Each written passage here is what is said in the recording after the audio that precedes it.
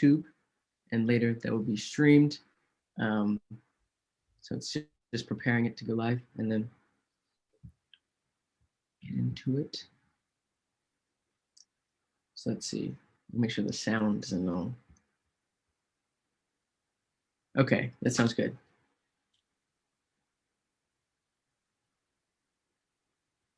Okay, we are now live on YouTube, so we'll get started right at 3 p.m. and we'll let people trickle in as we begin. Okay, it is now 3 p.m., so you got it. Okay, so we just wanted to thank everybody for, coming in and supporting us. So I'm going to pass it on to Carter to read off our mission statement. So I'll read the mission statement. The mission statement of the Black Student Association is to foster growth in students through diverse cultural and social programming, to promote communication among students in order to enhance understanding and unity in the New Albany Plains local school district. The BSA hopes to maintain a positive and expansive network with its members, to provide a safe space for people who support and value Black lives, to exchange thoughts and ideas to improve the lives of our members, our school environment, our community, and the social and mental well-being condition of the people everywhere, and to encourage students of all backgrounds who support the mission to join in the effort. I'd like to pass it on to Seon to talk about why our meeting is a little bit different today. Today's meeting will be different than usual because today we were given the honor to speak to the one and only Dr. Michelle Alexander about mass incarceration and how it contributes to systemic racism. And then we just want to give one big thank you to Mrs. Alexander for coming to speak with us today. It truly means a lot. And I would like to pass it on to Eden to get us started. So I'm just going to start with some background about Michelle Alexander. So Michelle Alexander is a highly acclaimed civil rights advocate, legal scholar, and author of Jim Crow, Mass Incarceration in the Age of Colorblindness, the best-selling book that helped to transform the national debate on racial and criminal justice in the United States. The book has won numerous awards, including the 2011 NAACP Image Award for Best Nonfiction. Alexander has been featured in national radio and television media outlets, including MSNBC, NPR, CNN, Bill Moyer's Journal, The Colbert Show, Real Time with Bill Maher, Tavis Smiley, Democracy Now!, and C-SPAN. In addition, she was also a part of the 13th documentary. Over the years, Alexander has taught at a number of universities, including Stanford Law School, where she was an associate professor of law and directed the Civil Rights Clinic. As you can see, the amount of accomplishments this amazing woman has had are numerous, and we are very thankful to have her with us today. So with that, I firstly want to introduce myself real quick. So hi, my name is Eden. I'm one of the BSA founders, and I cannot wait for today's conversation. So with that note, let's get started. Mrs. Alexander, are you ready? Yes, and thank you so much for inviting me to participate in this conversation. As I mentioned to you earlier, I'm so impressed and thrilled that you have created this organization and mobilized following George Floyd's death to ensure that there is education and enlightenment and organizing happening right on your campus. So thank you for inviting me to support you as best I can. Yeah, okay, so just to introduce the topic that we're speaking on today, I'm just going to give a little introduction statement. So throughout the country, the mass incarceration of people of color, especially Black men, has been a problem affecting the Black community and is a prime example of the longstanding institutions that, by design or indifference, have kept Black people from upward mobility that America promises is available to all. So the first topic that we want to speak on is incarceration. And the first question that I wanted to ask you is, can you please define what mass incarceration is? Why is it important for people, high school students, just people in general to know and understand? That's a great question. And, I think for many of us in this country, the way our criminal and justice system operates has been normalized, especially for young people. The system that we have is the only system that you've known. And yet, our system in many ways is exceptional. Our country has the highest rate of incarceration in the world.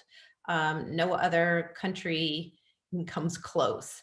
Our country incarcerates, locks up a higher percentage of its racial and ethnic minorities than South Africa did at the heart of apartheid.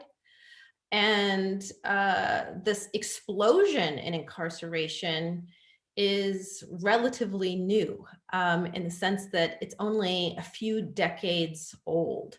Following the civil rights movement, as whites only signs came down and segregationists could no longer chant segregation forever, a perfect storm of events occurred. There were rising crime rates in inner city, segregated, jobless Black communities. There was a backlash brewing against the civil rights movement and the gains of African Americans. Many white people felt threatened and fearful about what felt like changing demographics, as suddenly they were forced to compete on equal terms for limited jobs with people they had been taught to believe were inferior. And so rather than responding to joblessness and poverty in poor Black communities where work disappeared as a result of deindustrialization, as factories closed down and moved overseas, and as technological developments rendered many factory jobs and kind of working class blue collar jobs no longer necessary.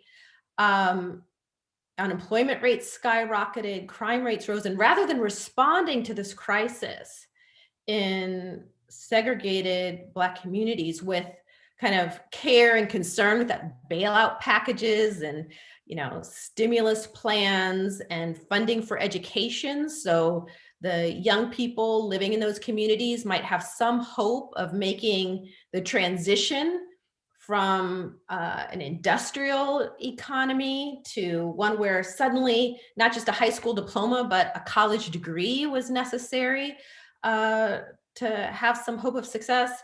Rather than do that, on the heels of the civil rights movement, invest in communities that were struggling, we as a nation ended the war on poverty and declared the war on drugs and a Get Tough movement.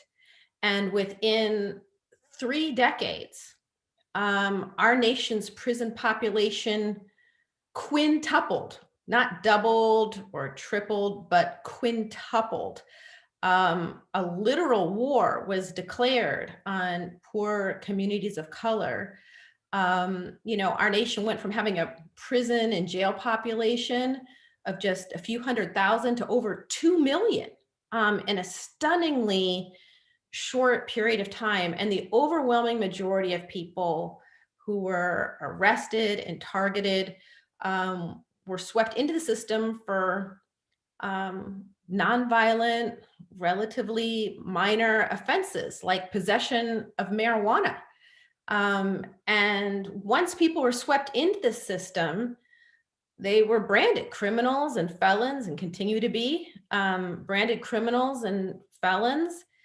And then once released, were stripped of the basic civil and human rights supposedly won in the civil rights movement. Once you've been branded a criminal or felon, you can be stripped of the right to vote, the right to serve on juries, and you can be denied the right to be free of discrimination in employment, housing, access to basic public benefits, and even be denied the right, to vote, like I said. So suddenly you had millions of people who were being stripped of the very rights supposedly won in the civil rights movement and ushered back to a second-class status.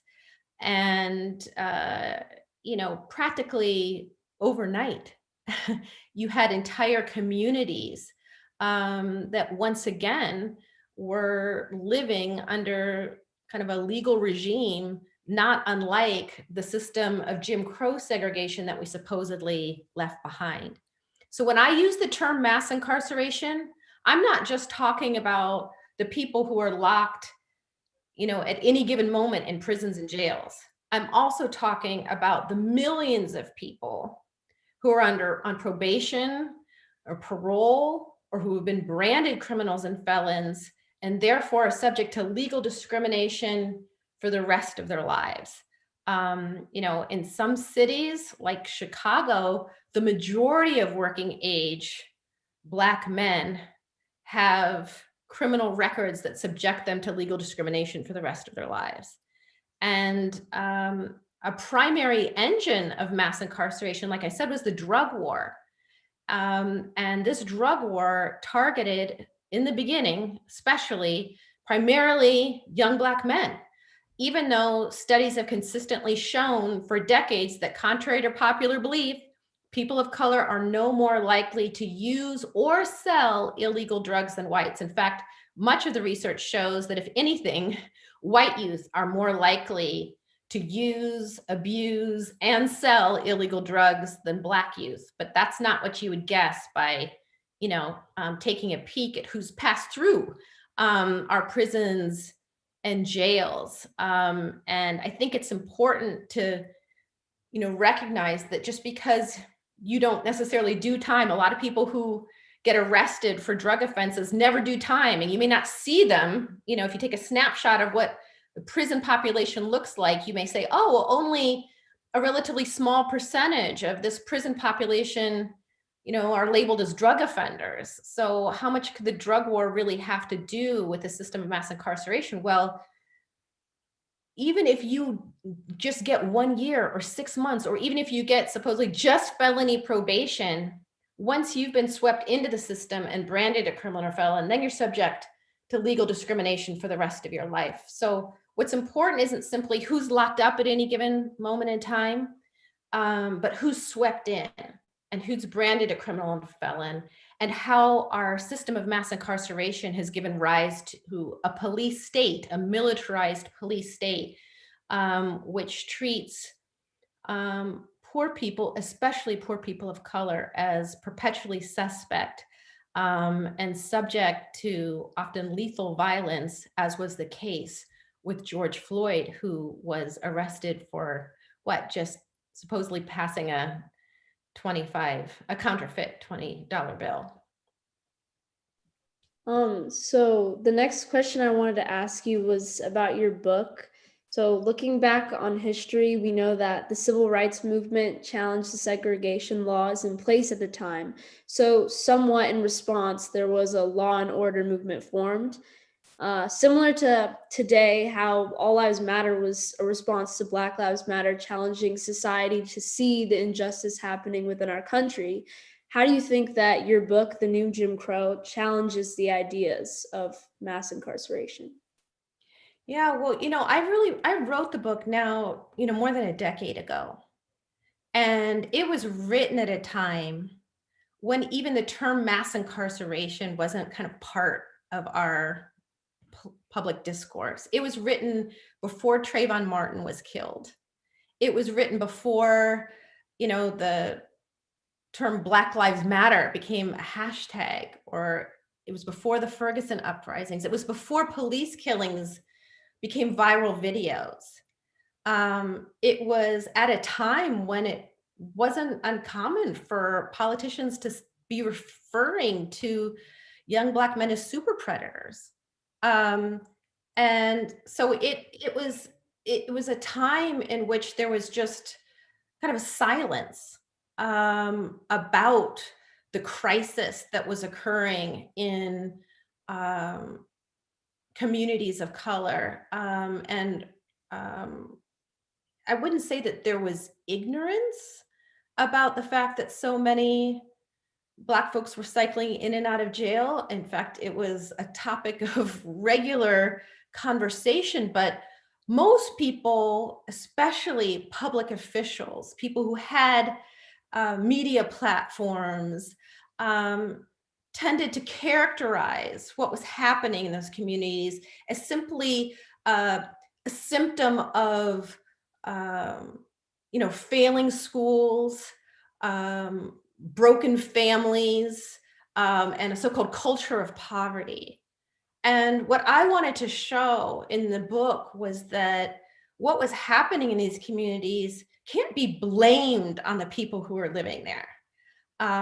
That people of color are no more likely to use or sell illegal drugs, and yet they are the primary targets of this drug war.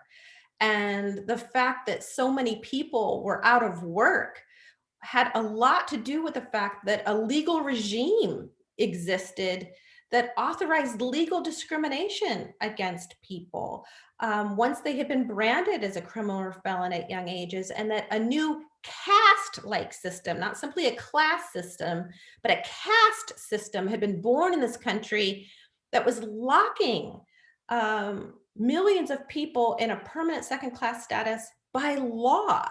And so to keep pointing at the most vulnerable communities where work had disappeared, that had been devastated by deindustrialization, where poverty rates and unemployment rates were on the rise, and to say, you're to blame. Your choices, your culture, your music, your saggy pants, you're to blame for the fact that so many of you and your children are cycling in and out of prisons and jails, when our nation had decided to invest billions in building prisons and jails, while we were slashing funding for schools, slashing funding for drug treatment, pulling investment out of the communities that needed most. And yet there was still so much shaming and blaming of the people who were suffering most. And so I wrote the book in an effort to help change the narrative and to tell a truer story about what was actually going on, and to connect the rise of mass incarceration to earlier forms of racial and social control, and to challenge all of us, including those many folks within the Black community, some Black politicians and Black preachers who were engaged in the shaming and blaming of the people who are suffering most, and saying, no, actually, our nation has done it again. We've birthed another caste system that is replicating the very forms of discrimination, exclusion, repression, and control that we've supposedly left behind. So it was meant to be kind of a wake-up call in many ways. And for the first 2 years after the publication of the book, it was almost impossible to get anyone to listen. Barack Obama had just been elected president, and we were kind of awash in this post-racialism, this idea that we as a nation had overcome. And no one wanted to hear an argument that, actually, no, a new racial caste system has been born again and is thriving under the leadership of our first Black president. I mean, no one wanted to hear that kind of message. But after a couple of years, when the novelty of Obama's presidency began to wear off, and as kind of a grassroots movement began to build, people sharing the book and its message, and after Trayvon Martin was killed and people began asking more questions about how our criminal injustice system actually functions as opposed to how it's advertised, there was an opening where people began to listen. And I'm so grateful for the incredible work of this new generation of activists that have taken to the streets and been organizing and raising their voices. And it's really because of young people like you who have been willing to take to the streets and to organize and to educate themselves that my book and many others are now being read in high schools and colleges and universities. That would not have happened if it hadn't been for the activism and organizing on the ground in communities across this country. So the last question that I wanted to ask you before we go into the next segment with Seon talking about systemic racism, I wanted to ask you, so most people when they're released from prison struggle with employment and housing discrimination, and on top of that, they're obligated to pay fees and fines for their imprisonment. In one of your interviews, you mentioned that about 70% of prisoners released are returned back, even within a few months, because of their struggles to maintain a stable life on the outside. So, do you think that those who are deemed violent should be condemned forever to these consequences, or why should these people be given a second chance and have more opportunities to help get their life back on track? I'm really, really glad you asked about violence. You know, in my book, I didn't focus much on violent crime. I focused primarily on the drug war and the devastating impact of the drug war. And the reason why I didn't focus much on violence is because more than 95% of all arrests that occur every year in this country are for nonviolent offenses, the kinds of things that George Floyd lost his life over. I think that people often assume that what police primarily do is chase the violent bad guys, right? That there's this idea, this mythology around the work of the police and what they do, as well as the function that prisons have in our society. And I wanted to help people to see that these wars on drugs and wars on crime, and the billions of dollars have been invested in police in this massive system that we've created in this country. It's not about violent crime. That's not what it's about. And to help people see how it functions more like a system of racial and social control than a system of crime prevention and control. But at the same time, we do have real problems of violence in many of our communities. And it's natural and right to wonder, like, how do we respond meaningfully to problems of violence in our communities? And I think for me, one of the things that's most important to keep in mind is that nearly all the research shows that virtually no one commits an act of violence without first surviving it. That people who are hurt people. They're saying hurt people, that people who survive violence will often repeat it, especially if they haven't been given any support, any help, any tools for healing and for escaping the situation and conditions of violence. And so if we want to end violence in our communities, I don't think the answer is then to expose people to even greater violence, right? But in this country, what we do is if someone has been exposed to violence, they very rarely, if you're poor, if you don't have access to a good therapy plan or access to good healthcare, you don't get help, you don't get support. You're kind of expected to fend for yourself. And then if you wind up responding to violence by acting out violence in some form or joining a gang because you think that will keep you safe, then our answer is to put you in a cage and to surround you with other people who have likely been exposed to trauma and violence as well. I think it's a mistake for us to imagine that that's the only way that we can respond meaningfully to violence. I also think it's a huge mistake to say, in order to create safe communities, we need to create millions of people who can't work and can't get access to housing. And yet that's what our system is designed to do. Our system is designed, once you've committed, a crime, and it can even be a relatively minor one or a more serious one, that once you've committed one, then you're going to be branded a criminal and felon for the rest of your life. And it may be difficult and in some cases impossible for you to find work to support yourself. You can be denied access even to public housing because of a felony. And so we're creating a situation where people can't work, can't get housing, can't support themselves. And then we act surprised as if it's a character flaw that a person chooses to commit a crime in order to survive, or steals, or sells drugs, or winds up back in the system as though it's their fault, rather than the fact that we've designed a system in which mere survival is difficult, if not impossible. And so I would say, if we want people to contribute to their communities, to raise their families and contribute to their families, to pursue education, then we have to create systems that make it possible for people to do those things. I think we should guarantee jobs.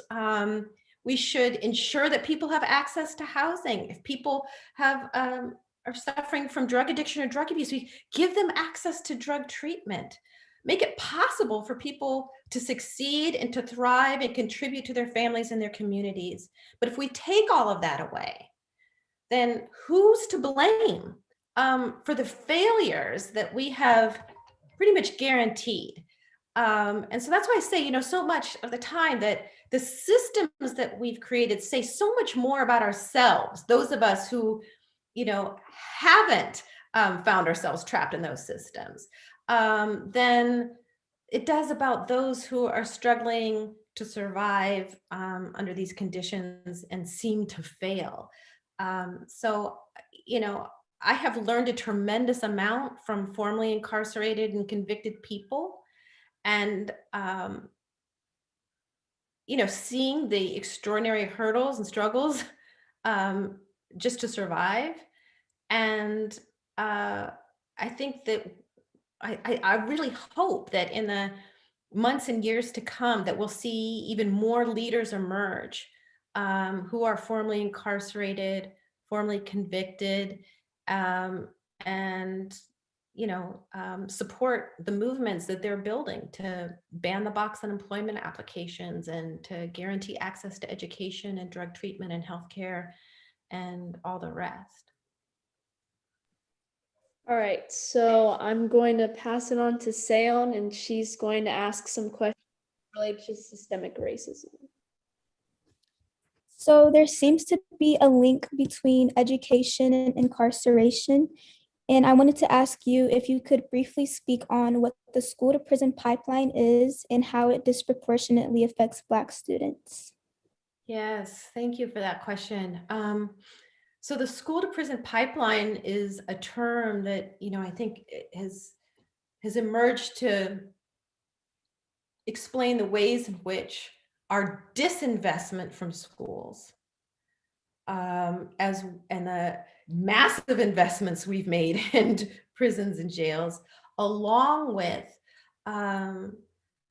the use of police in schools and surveillance in schools, and policing of young people, hyper policing and surveillance of young people, and particularly in poor communities of color, has created this pipeline from schools to prisons, where young people do not have the opportunity to pursue higher education, to go to college, to hold jobs, and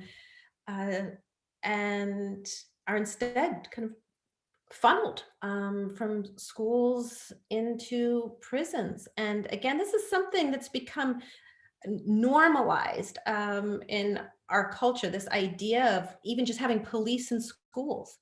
I know that exists even here in New Albany, and it has, that was not normal a few decades ago.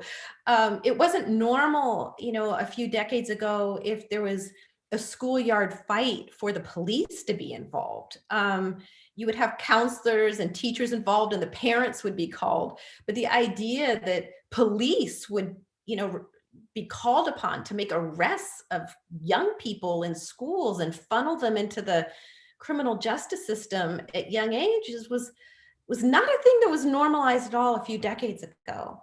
And even phrases like zero tolerance, which often show up, in in school manuals regarding discipline and stuff like that.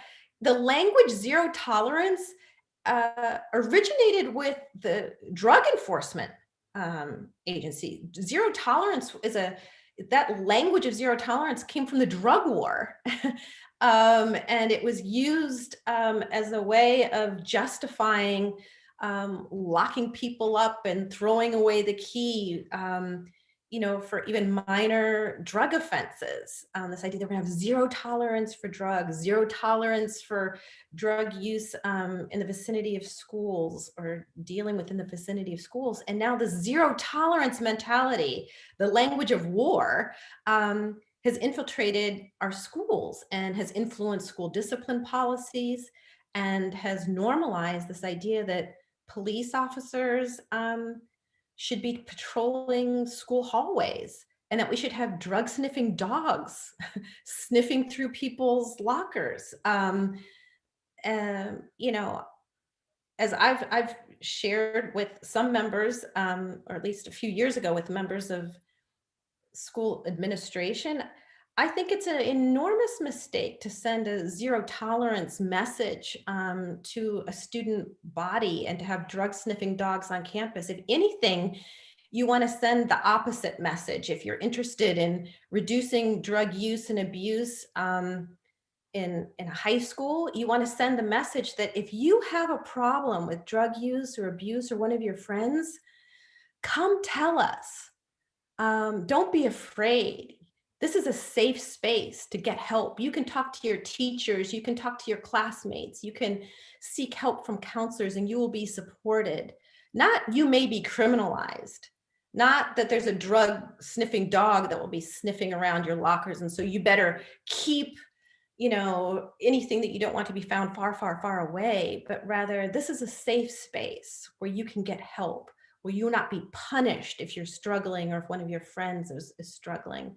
But we have so kind of internalized this punitive impulse, even within our schools, that we imagine that the best way to solve any kind of problem is through threats and punishment, including, potential drug abuse or drug addiction.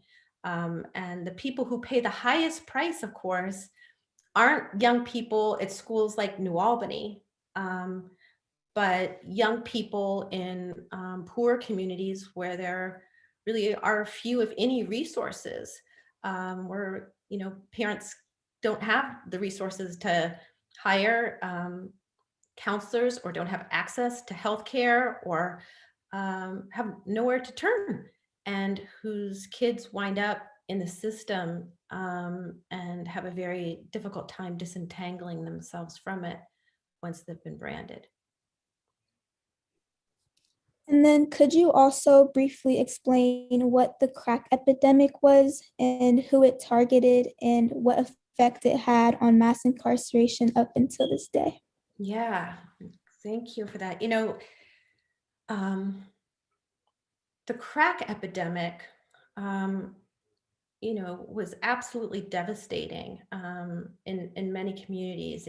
Crack is a form of cocaine. I mean, it's the exact same substance as cocaine. It's just a different form that is cheaper to make and distribute. And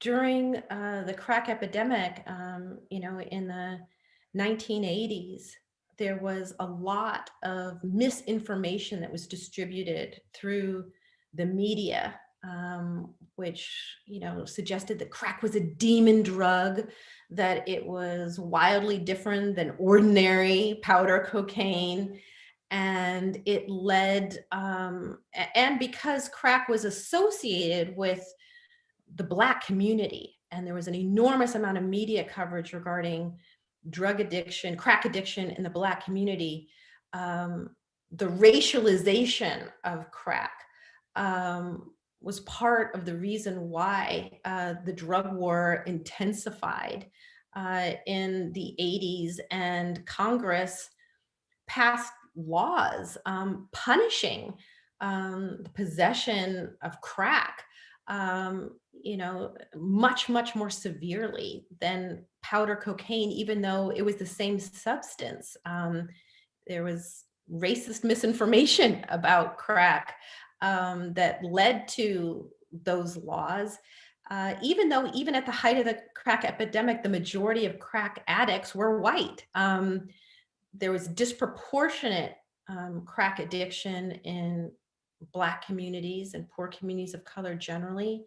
And it helped to fuel the drug war and the wave of punitive legislation that swept over the United States, and harsh mandatory minimum sentences, and the building of prisons and the prison boom. And, you know, that period of time stands in stark contrast to our current moment where, you know, there's an opioid epidemic, but we don't hear the same calls for war. In fact, the opioid epidemic has proven far more deadly than the crack epidemic ever was.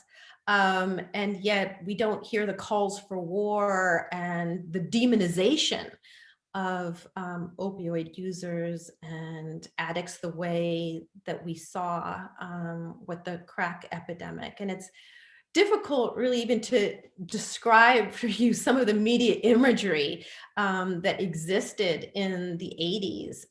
You know, back when I was in college, I mean, you would turn on the news and the news would just be filled with images of Black and brown drug users and addicts and Black people, you know, in courtrooms and in shackles. And there are stereotypes of the, you know, crack babies and crack whores. And there was just a media frenzy around this so-called demon drug that was sweeping through Black communities. And it is responsible to a significant extent for the escalation of the drug war, harsh mandatory minimum sentences, and the investments that were made in the prison building boom. Our nation has by now, has invested more than $1 trillion in the drug war.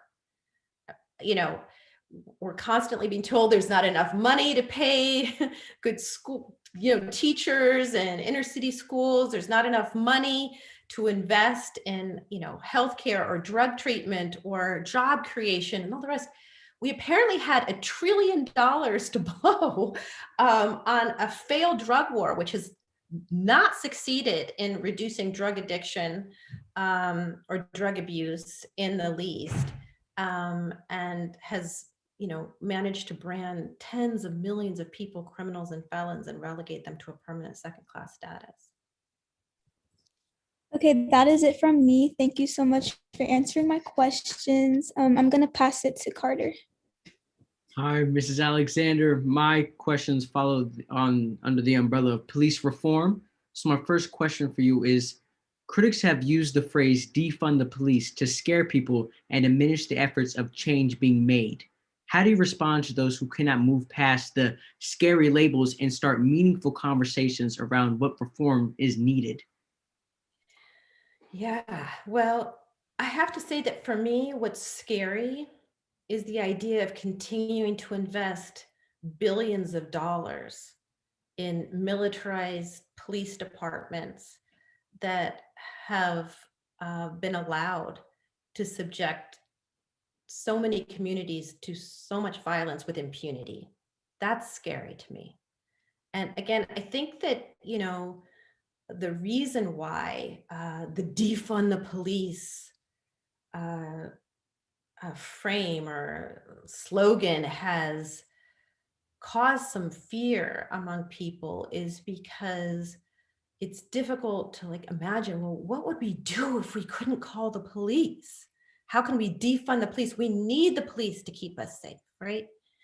And what I think the defund movement is helping us to see is that our communities would be so much safer and would be thriving to a much greater degree if the billions of dollars that are invested in police departments that just are constantly expanding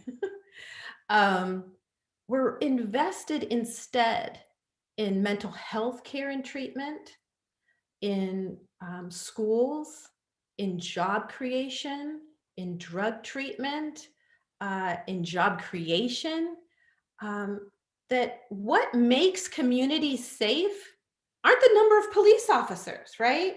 The reason why New Albany is a relatively safe community as compared to many others isn't because it has more police per capita. It isn't because they have the most militarized equipment, right? It's because it's a community that has access to higher quality education, higher quality job, because the people who live within the community have access at a much higher rate to quality health care. It's not a mystery, right? This isn't rocket science. What makes communities safe and healthy, right? That it's not a mystery. And the answer isn't police.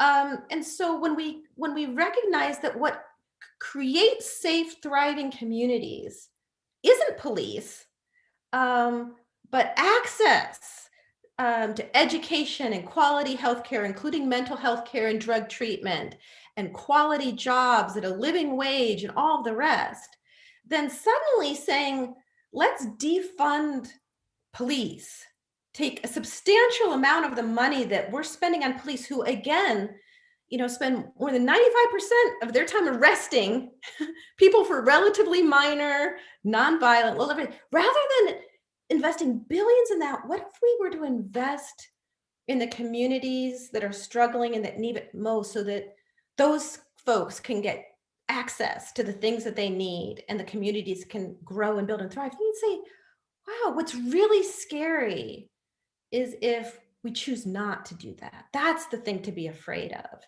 And so I'm grateful that, growing numbers of, organizers and activists are saying, can't our resources be better spent?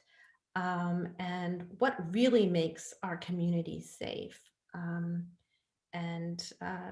hope that we continue to have more conversations about that. And I'm also really encouraged by programs like Common Justice in New York City. That's a restorative justice program I encourage you guys to check out, that actually works with people who are victims of violent offenses, as well as people who have committed them. Through Common Justice, if you've been a victim of a violent offense, Common Justice will give you an option. They'll say, you can either use the regular, criminal punishment system and pursue this person who's caused you harm in court, or you can go through a restorative justice process. Well, we will try to help repair the harm that's been caused to you, and we will bring you together with the person who's caused the harm and try to develop a plan to ensure that your needs get met and that the person who caused the harm does what they can to repair it and to ensure that it never happens again. And a wonderful book called Until We Reckon, Mass Incarceration. It's called, I think it's Race, Violence, Mass Incarceration, and the Road to Repair. Talks about the fact that about 90% of the people who have been victimized by violent crime, when given the option to pursue a restorative justice program, choose that option rather than the punishment system, because it's actually better even for victims of violent crime to go through a restorative process than simply send somebody off to prison and jail, knowing very well that they will likely return to that community worse off rather than better off in the long run.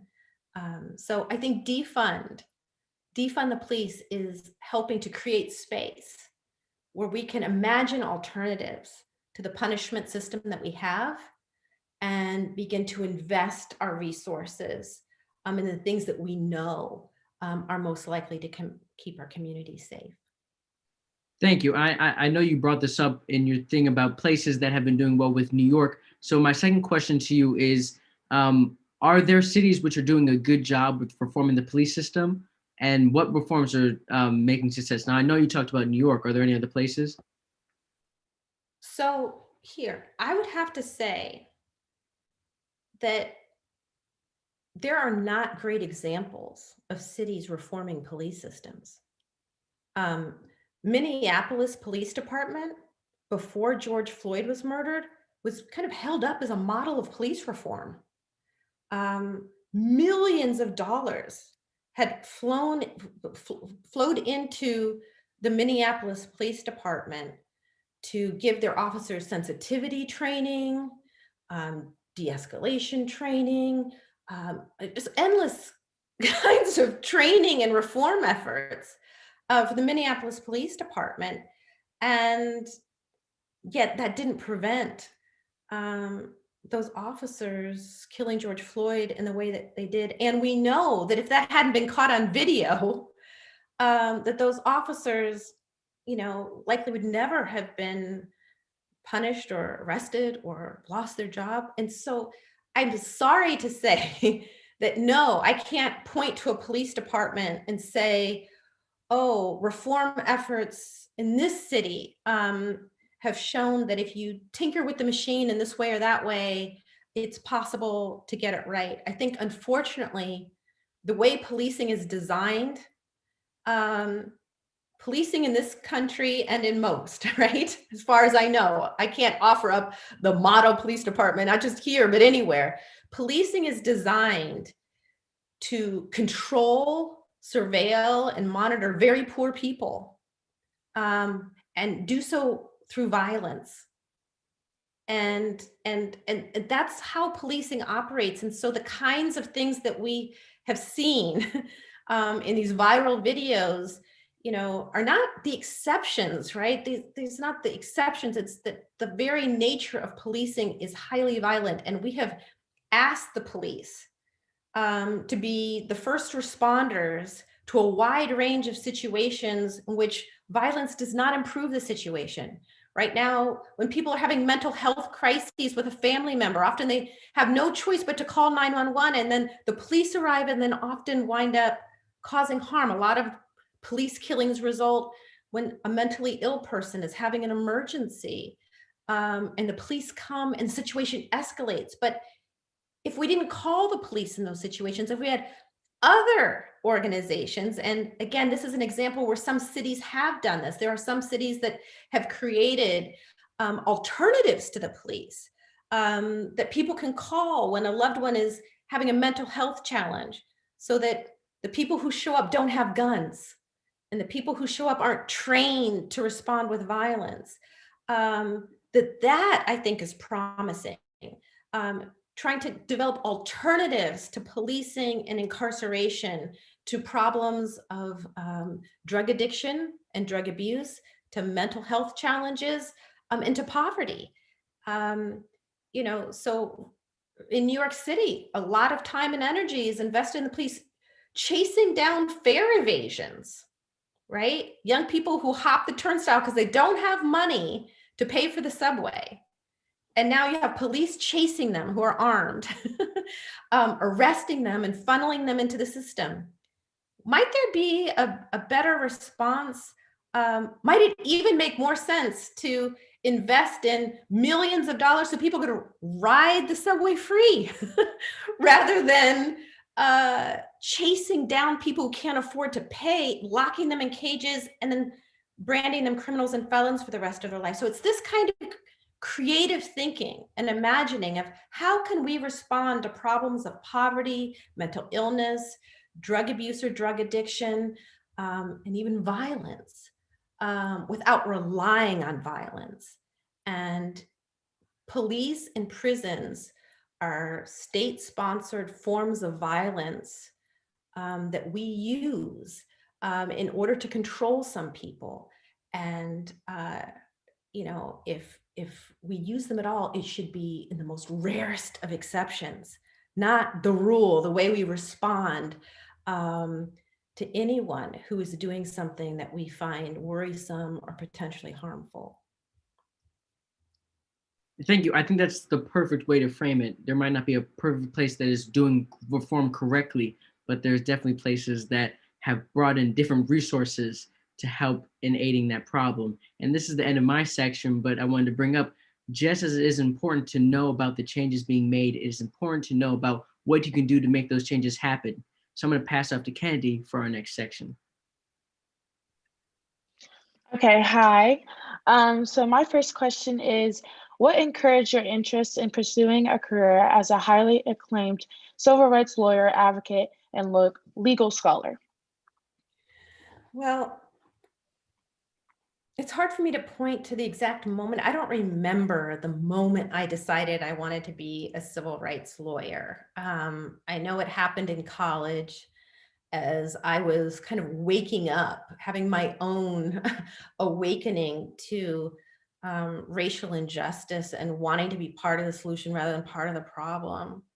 But I will tell you of the moment when I realized, when I kind of woke up to the crisis of mass incarceration and decided that I wanted to kind of devote myself, my life, to trying to address that problem. And that happened when I was already a civil rights lawyer working at the ACLU.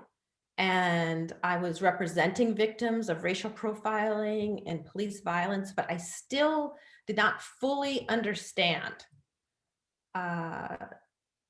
just the devastating consequences of the drug war and mass incarceration. I understood that Black folks were cycling in and out of prisons and jails. Like, I understood that. I knew that was happening, but I didn't understand why.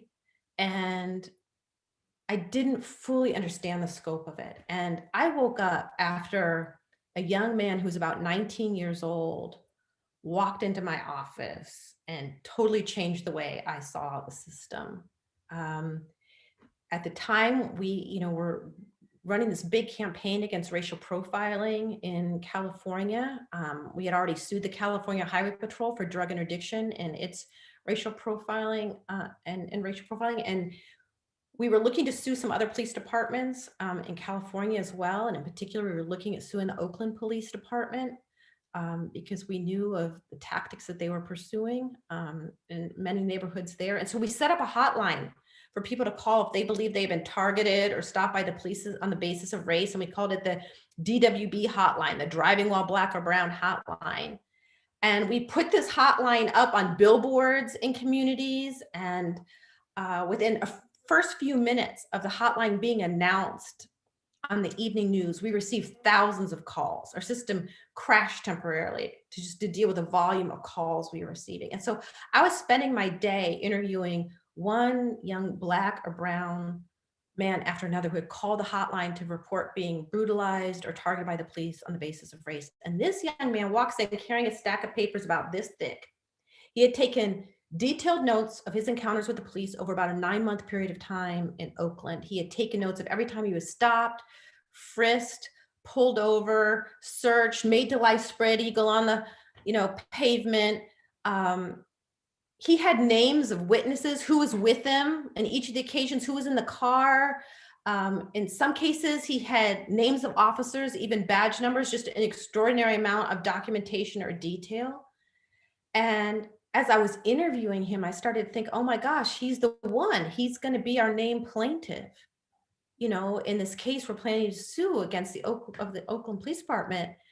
And so I kept asking him questions. He kept giving me more details. And then he said something that made me pause. And I was like, what did you just say? It's like, did you just say you're a drug felon? And he paused for a minute and looked down, and he looked up and he's like, yeah. I'm a felon. I'm a drug felon. I was shocked because we had been screening people with felonies. When people would call our hotline number, we'd send them a form to fill out, asking a bunch of questions about their experience with the police. And one of them was, have you ever been convicted of a felony? We believed that we couldn't possibly represent someone who had a drug felony as a named plaintiff in a racial profiling case, because we knew that if we did, law enforcement and the media would be all over us saying, well, of course, the police are keeping their eye on him. He's a felon. He's a drug felon. And we knew that a jury, would view that as discrediting. So we've been screening people like him. And so I'm like, what are you saying? You're a felon? You're a drug felon? And he said, yeah. But let me tell you what happened to me. The police planted drugs on me and they beat up me and my friends. He starts telling me this big whole story about how he'd been framed and drugs have been planted on him and his friends, and trying to give me information and details about that. And I was just like, I'm sorry, I cannot represent you. And I tried to explain it to him. And I said, I know it seems unfair, but I just can't help you. I can't represent you if you have a drug felony. And he becomes more and more upset and enraged.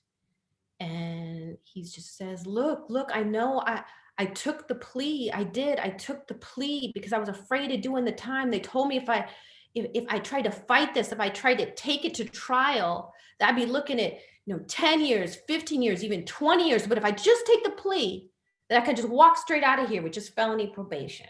It's like, so I was scared. So I just took the plea, but I'm telling you I'm innocent. They planted them drugs on me. And I was like, I'm sorry, I can't represent you. And then he becomes enraged and he's like, what's to become of me? What's to become of me? It's like, do you know I can't get a job anywhere because of my drug felony?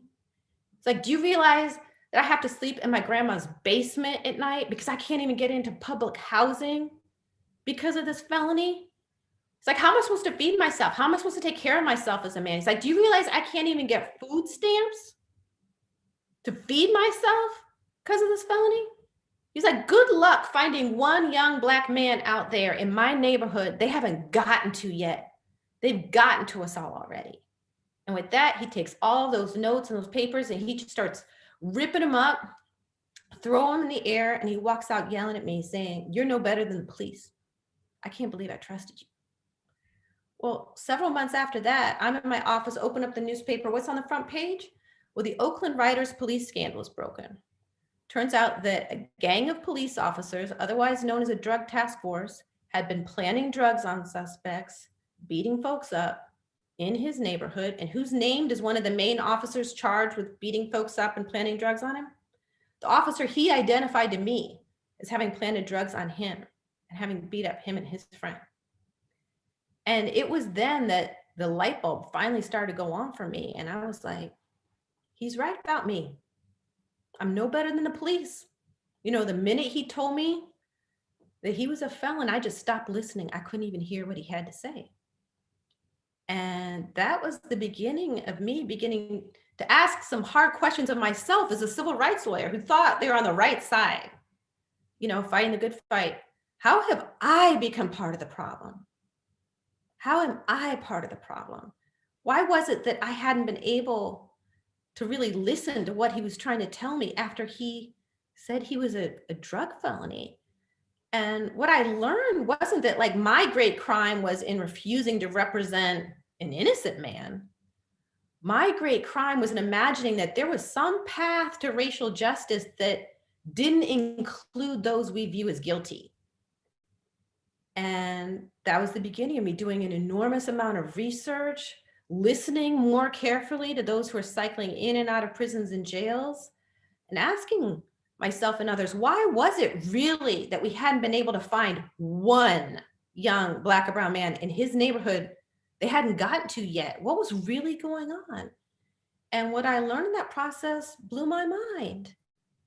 And, when I finally woke up to the scale and the devastation caused by the drug war and these Get Tough movements, I became determined to try to help others wake up as well. And that's what inspired me to write the book.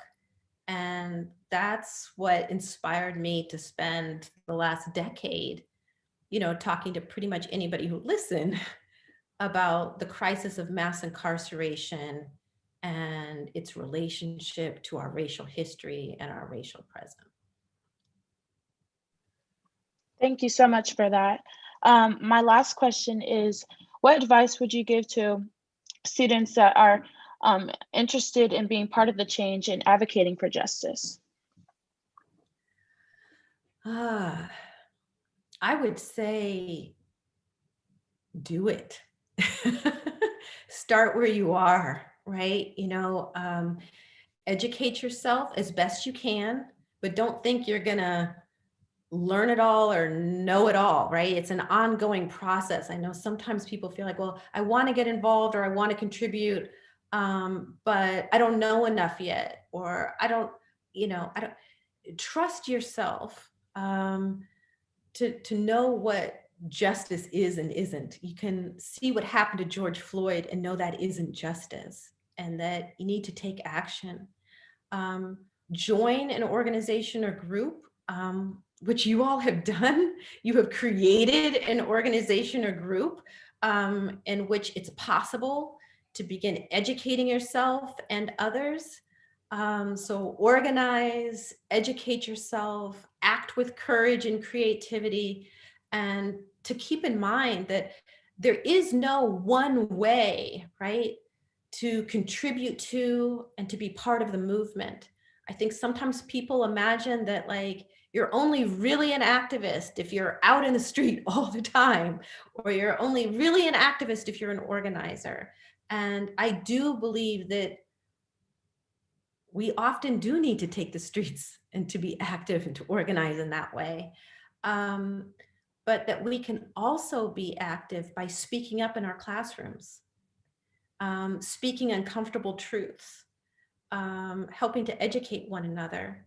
And we can use whatever we choose to do, whether it's our art, if you choose to be an artist, whether you, no matter what field you go into, whether you decide to be a teacher or in the healthcare world, or there is some way for you to use your voice and to speak your truth and to act courageously for justice in whatever circles you find yourself in, and then to commit yourself to moving beyond those circles, to working with, in partnership with those who are struggling in ways that you may be familiar with or you may not. And so I think it's very difficult to kind of give a one-size-fits-all prescription, but to use whatever skills, talents, interests that you have in service of the movement, in service of justice in some way, by speaking your truth, acting with courage, and reaching out across the, the boundaries in which we live, to support those, to act in deep solidarity with people who are locked up, locked out, marginalized, or whose voices aren't being heard. Well, thank you so much for answering our questions. Now we're going to open the questions up to the audiences. So we're going to take 3 people that have a question. So if you have a question, just go ahead and unmute and ask your question.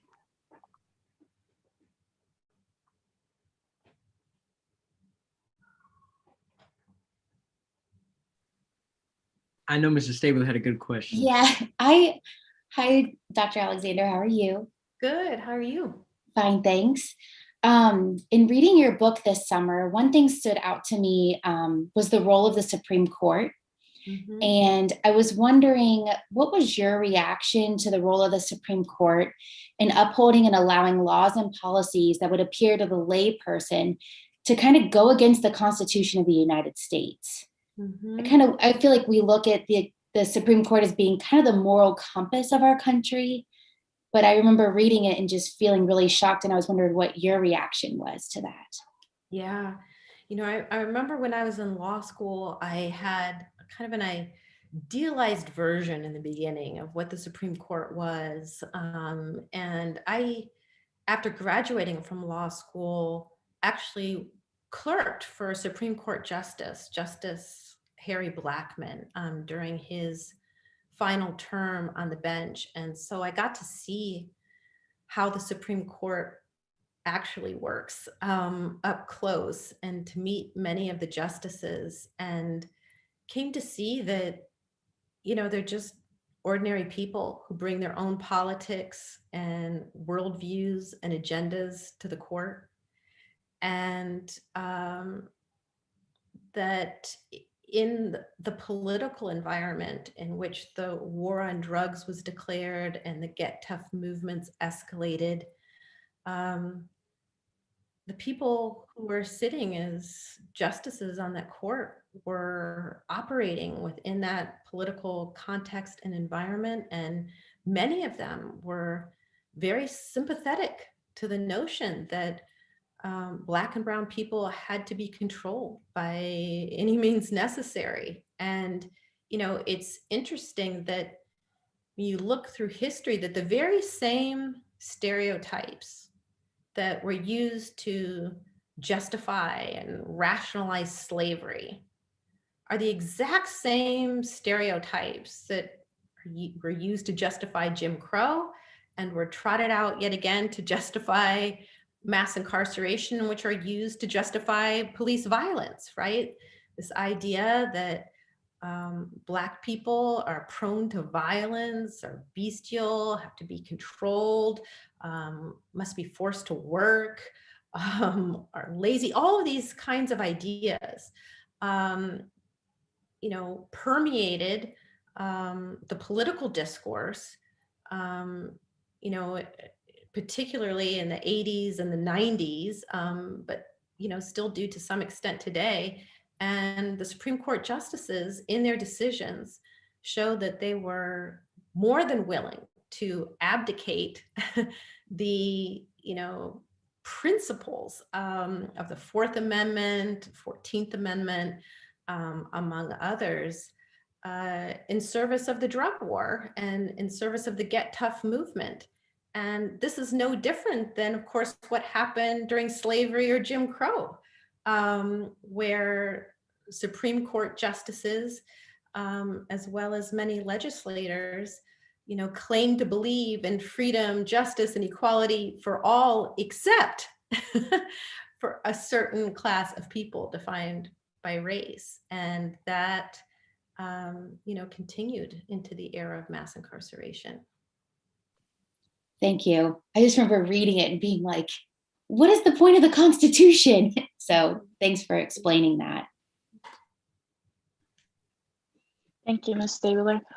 Anybody else have a question? I do. Yeah. Okay, you can go ahead. Sorry, but I know someone else just unmuted. No, okay. So my question revolves a little bit more around voting. So it's been a few years, I think, since I read your book, but a fact or a statement that really stuck out to me was that most, if you think about locations of prisons in our country, they're in largely rural conservative areas. Mm-hmm. And the population of those prisons count in those districts. Mm-hmm. However, obviously the incarcerated members don't always vote. And so the representative power that those districts get is larger, but not everyone in that district is obviously getting an equivalent say. And then I thought also maybe connecting that to the controversy and those calls for what many thought was a fraudulent election, largely because the areas that resulted in a Biden win were those with significantly higher Black populations, mm-hmm. and how maybe this viewpoint that that must be fraudulent, and just the overall racism, I think, in voting, that connecting to the prison population and where it's located, and then this idea of, well, we need to vote to change things, but these Black communities are being held back from doing that. So I just wanted to hear maybe your input more, if you have any insight specifically regarding voting and lack thereof. Yeah, so that's such an excellent point that you just raised, which is around the voting power of predominantly the white rural communities as represented in Congress and in legislatures being affected by the system of mass incarceration, and just to kind of flesh it out. So the way legislative districts are drawn in the United States means that, obviously, forgive me if I'm restating the obvious, which you already know, but it's proportional representation in Congress. So the idea is that the number of representatives you get in Congress or in your legislature is tied to the number of people that lie in your district, however it's defined. But what happens in the era of mass incarceration and under the current census rules is that people are counted as part of a community or part of a district where they're incarcerated.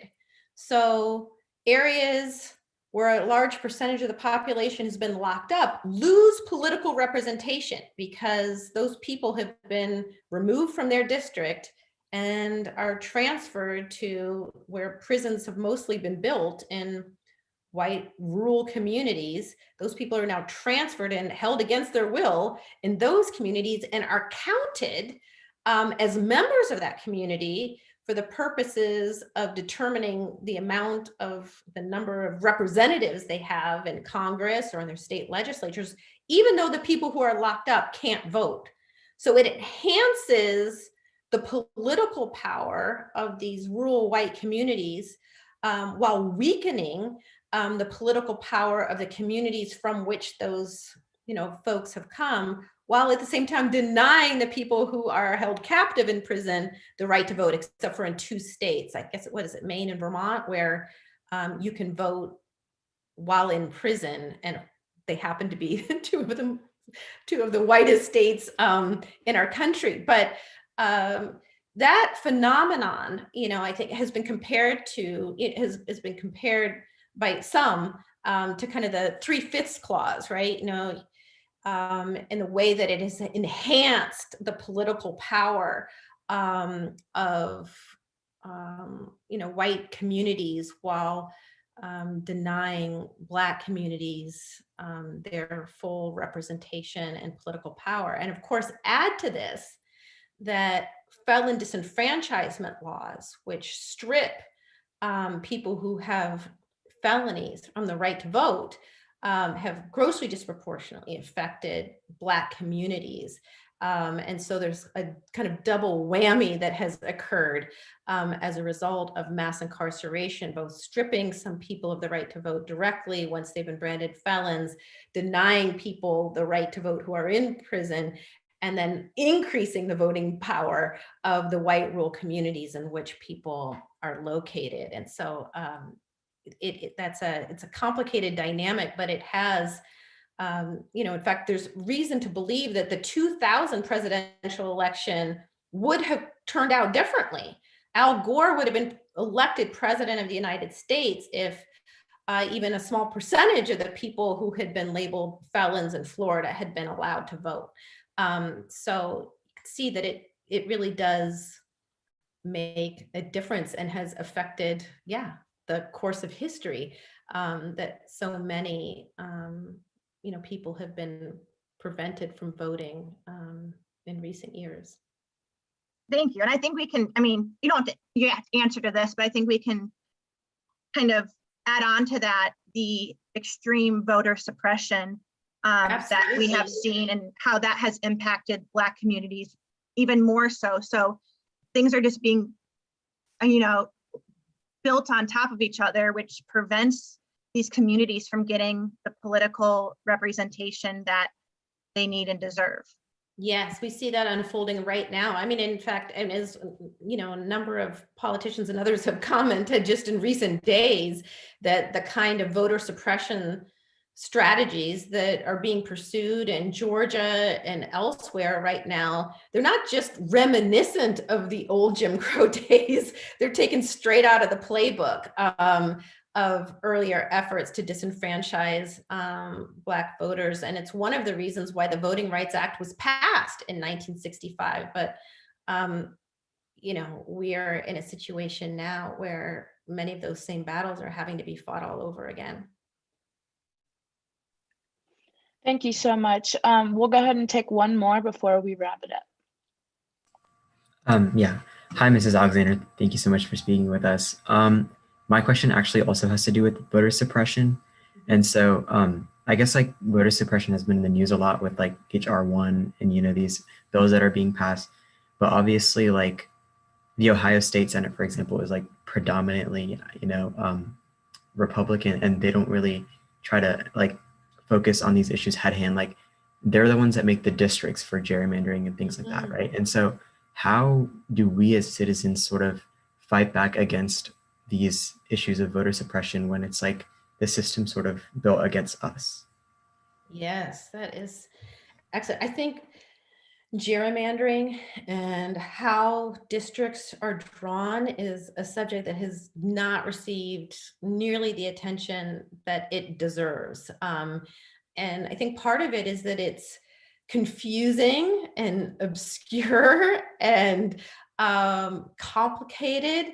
And it's a process that happens behind closed doors. And so voters very often have no idea when it occurs, how it occurs, who's responsible for it, or how to respond to it. And, I happen to be of the view that we need to kind of reimagine entirely how we structure our elections. And that we need to start thinking about things like weighted voting and reimagining even how districts are drawn and abandoning gerrymandering, and that we need to do more than just kind of make sure that the lines are drawn a little more fairly, but really do some kind of serious thinking about how we structure our electoral system at all. Right now, so many districts in the United States are gerrymandered so that there's no real competition at all. And some districts are gerrymandered so that they're guaranteed to be all black. Some are gerrymandered in a way to create safe Republican or safe Democratic districts. And all of this gerrymandering kind of creates this illusion of a real democracy, because everybody turns out to vote and cast their ballot without being aware of the ways in which kind of the rules and the structuring of districts themselves have made it kind of impossible for there to be competitive elections in many places, and for many issues even to be kind of framed as issues worth debating in the public sphere. So I think gerrymandering actually would be a fantastic thing for you all to take up as a club. I mean, it's not the sexiest issue. It's not going to be one that would attract a tremendous amount of immediate recognition or understanding within a student body, but it would make for a fantastic kind of research project regarding what's happening right here in Ohio, and taking upon yourselves to educate students about how it operates, and to go to the legislature with your own proposals and ideas about what an alternative electoral system or legislative design might look like. I think that would be exciting and fascinating, and there's quite a bit of resources online now available regarding gerrymandering and what can be done about it. So that's definitely worth exploring. Yeah, thank you so much for that. It's just really, I guess, interesting because like right now I'm in AP Gov and we're just sort of like learning about all this, and you hear about this like in the news, but it's just like really jarring to see how everything's sort of set up in a way that's like so suppressive, of people of color. So yeah. Thank you for your question. Before we close the meeting, Mrs. Alexander, the BSA wanted to ask you for 3 words of wisdom, something you'd like to leave us with before we close the meeting. 3 words of wisdom. Or 3 phrases, something that you have, either one. I think I would just say, speak your truth as best you can, act with courage, and be willing to listen and learn. Those would be my 3 big pieces of advice. I feel like those are the things I have to remind myself of all the time, to try to speak my truth with more courage and constantly challenge myself to listen more and learn more, and to be in a kind of state of continual growth, because none of us are going to have all the answers, and none of us are going to figure any of this out alone. and doing anything worthwhile in a system that has been so rigged against us is going to require an enormous amount of courage. And I hope we can support each other as we speak our truth as best we can, knowing we'll fail sometimes and we'll get it wrong sometimes. Yeah, be there for one another as we learn and strive and stumble and make some mistakes along the way. Thank you so much.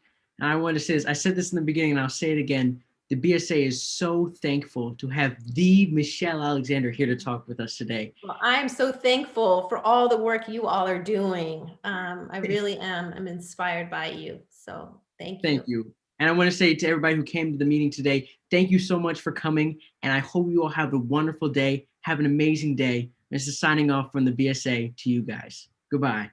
Bye. Thank you. Thanks. Thank you.